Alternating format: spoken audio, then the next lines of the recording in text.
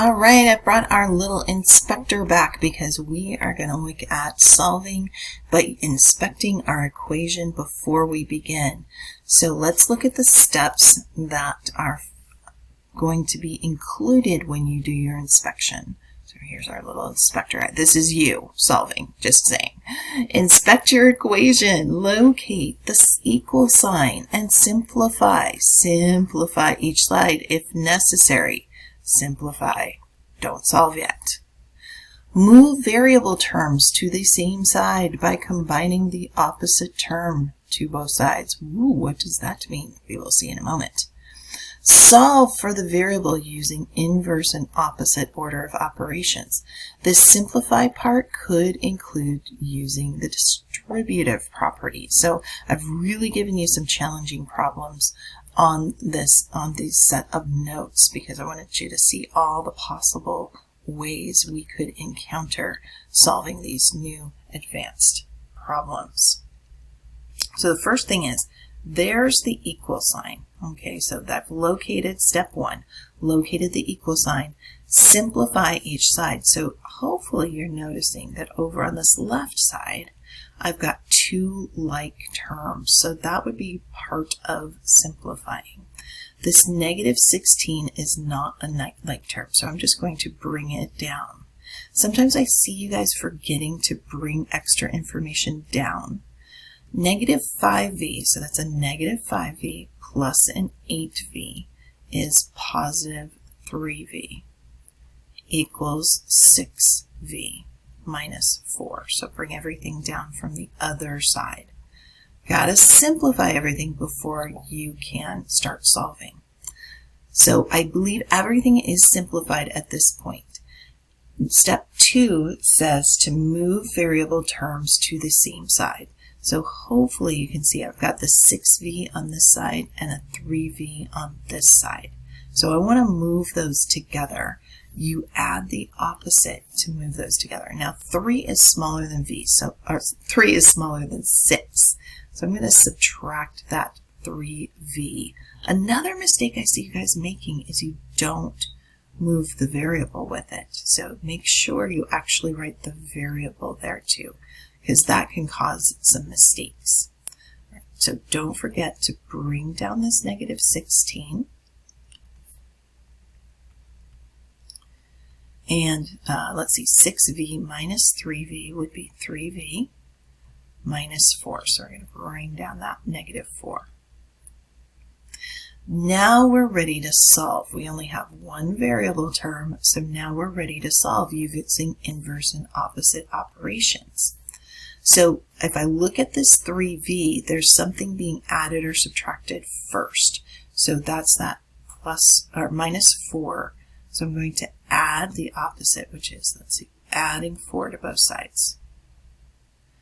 So on this side, you know what, I'm going to extend my line through my equal sign too, so you can see what's going on here. So two sides, negative 16 plus 4 is going to be negative 12. Okay, bring down that 3v. And some of you might be able to do it in your head from this point, but we would divide the 3,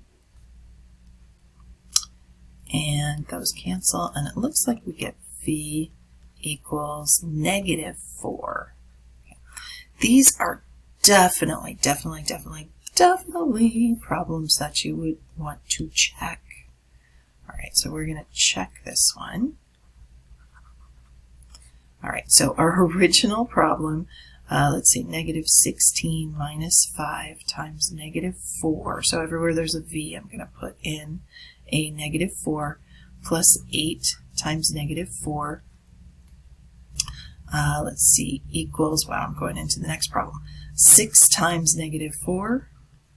Okay, and then that's minus 4. Wow, that's a big one. All right, so let's simplify all of this. Negative 16, negative 5 times negative 4 would be positive 20. 8 times negative 4 is negative 32. 6 times negative 4 is negative 24. And minus 4 Okay, so I did all my multiplication. Now let's go ahead and combine like terms. So, or I just add basically. So 16 plus 20, or sorry, negative 16 plus 20 is 4. Negative 4 minus 32, 4 minus 32 would be negative 28.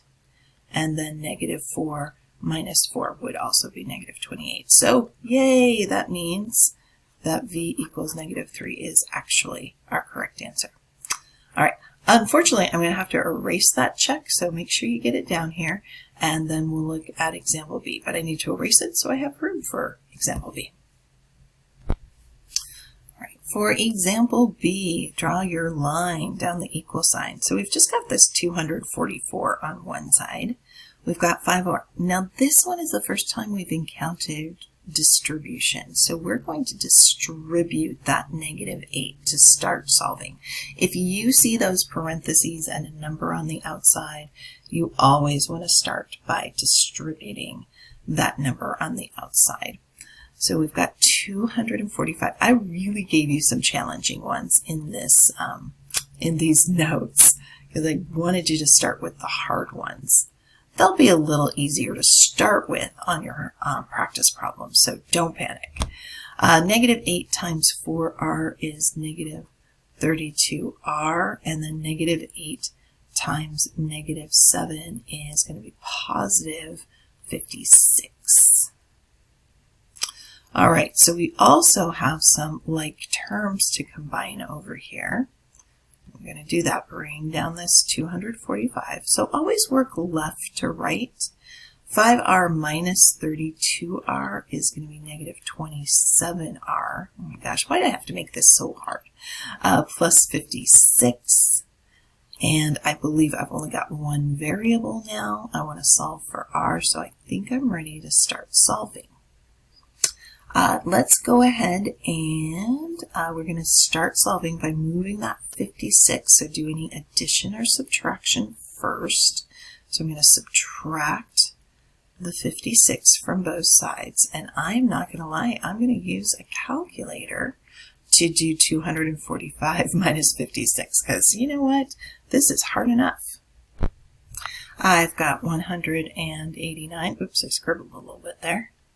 189 equals, we're going to bring this one down. Let's see, so these 56 cancel over here on the right. I have negative 27r. Last step is going to be divide because it's negative 27 times r. Okay, so 189 divided by negative 27 is negative 7. Okay. Now, for time's sake, because I think you guys get the gist and I don't want to make this any longer, we've got r equals, let's see, so that's going to be negative negative 7.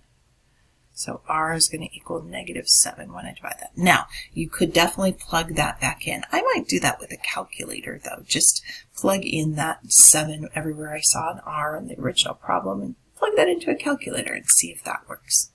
All right, here's what I'm going to do. Because I want to review with you guys in class, on Friday, I'm going to go over example C and D with you in class. All right, so let me know if you guys have any questions so far, and let's see if you've made those learning goals. Let's see how you feel about today's goals for learning. Our first goal was to make a plan for solving equations requiring simplifying before solving. And our next goal, use properties of equality to solve multi-step equations.